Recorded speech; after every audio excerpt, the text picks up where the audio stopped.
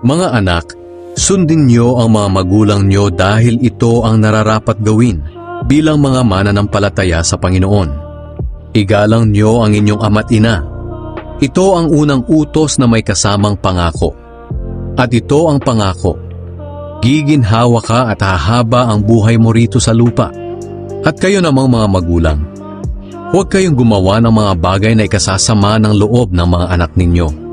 Sa halip, palakihin ninyo sila ng may disiplina at turuan ng mga aral ng Panginoon.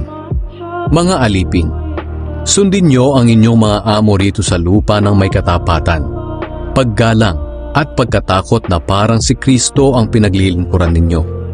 Gawin niyo ito ng kusang loob, hindi dahil nakatingin sila para sila'y malugod, kundi dahil mga alipin kayo ni Kristo na gumagawa ng kalooban ng Diyos. Maglingkod kayo ng may mabuting kalooban na para bang ang Panginoon mismo ang pinaglilingkuran nyo at hindi ang tao. Alalahanin ninyong gagantimpalaan ng Panginoon ang bawat isa ayon sa ginawa niyang mabuti, maging alipin man siya o hindi.